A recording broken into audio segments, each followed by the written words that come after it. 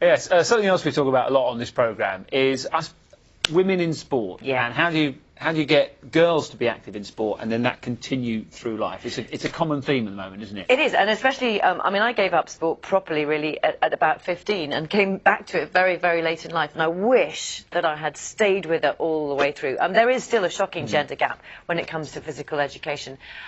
We've known about it for a long time, so why is it so difficult to persuade teenage girls to get active? How can we get them to change their minds? Let's get more from Holly Hamilton, who's at a school in West London for us this morning, where they are active. Morning. Morning, Louise. You know, you've literally hit the nail on the head there. The fact that there are so many women out there who look back at their time at school and think, why didn't I stick at it? And this is what we're talking about today. It won't come as a surprise to many people that there is a gender divide when it comes to towards physical education between girls and boys. You wouldn't think it's here today. These girls are very, very active. They're very, very committed, but they've been looking at initiatives that have been trying to solve that. And this survey that's been carried out by Women in Sport and the Youth Sport Trust, it's the biggest of its kind, and it's found that girls are lacking in confidence, especially when you compare them to boys. And I've been speaking to some of the girls to find out just what they think some of those solutions are.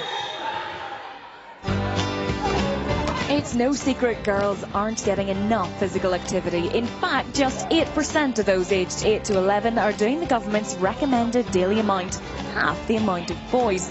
The question is why? I think that with girls it's like, oh, if my hair doesn't look good or my legs aren't shaved or something silly like that, especially they get scared that the boys will see and they're just going to get judged.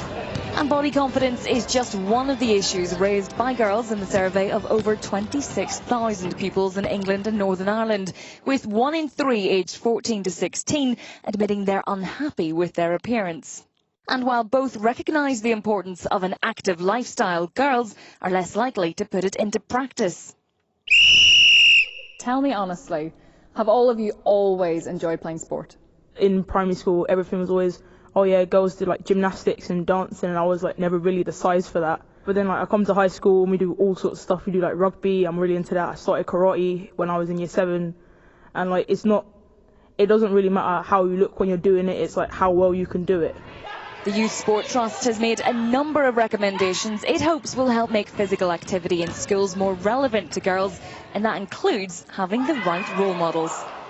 My inspiration is Jo Jones, Gabrielle Douglas, Rebecca Adlington and Ellie Simmons. Do you think that we see enough of these sort of role models in the media and the press, or is there just too much of a fixation maybe on the men's side of things? They focus more on like Serena Williams having a baby and how she looks more than her winning the Grand Slams. They'd much rather show like League 3 teams losing and getting like 0-0 draws than like top flight women's sports. That is really exciting and interesting and inspiring to people like us. While the barriers they face go beyond the school gates, it's certainly a start, and who knows who our role models of the future will be.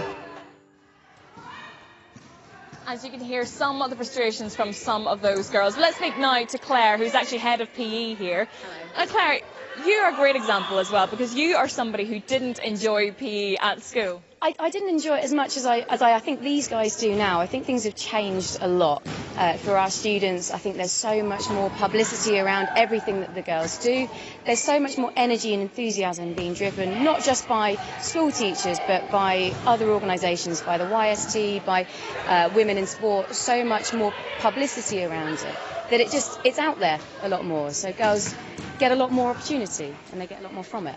I think that's the thing, and speaking to some of the girls as well, that's something that they highlighted to me anyway, that they would like to see a lot more women on the TV, in the media. Let's speak now to Heather Smith, who's from Women in Sport, who did some of this research. Heather, what was the most surprising thing for you? Because this is something that we have heard before, isn't it? Yeah, we have, and it's not new information that half as many girls are reaching recommended activity levels as boys. But what was new information is that actually girls want to be more active. They understand that it's important that they live healthy and active lives. But they have a whole host of barriers and a whole range of reasons why they're not as active as boys. And we found that a quarter. We found that they're definitely active here. I can assure you of that. We found that a quarter of girls, when they're arriving at secondary school, are already saying they don't feel confident about the way their body looks. And then by the time they're getting to age 15 and 16. That goes up to a third of girls saying they're unhappy with the way their body looks, and that's playing out in terms of sport and activity where they don't feel confident being active, they're not comfortable in the clothes they're wearing or the knowledge they have in that setting. So that's why we need parents and teachers to get behind the girls and encourage them, to talk to them, find out what's going on for them, how they would like to be active, what choices they would make. And we've seen today these girls were straight in here, picked up a ball straight away, and it's because the teacher spent time. She understands what they want to be doing and how they want to be active. Great, Heather Smith for the moment. Very quickly, I want to speak to Alison Goodall, who's from the Youth Trust. I mean, what are the solutions? We're just talking there about more education, but very quickly, is that the answer? Is it education? What can parents do? It's actually about understanding the motivations and barriers that your girls face, and that's different in every school and it's different with every young person.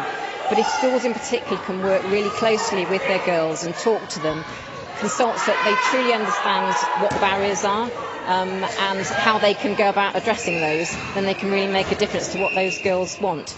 But it also means not just consulting, but working with them to design and develop new activities, new interventions, new ways of delivering PE in sport, so that the girls are comfortable with it and think it's relevant to their lives. Great, right, I think we better move on before we literally do get wiped out by a ball. We're going to be speaking to more of the girls later on, but first let's get the news, travel and weather wherever you're watching this morning.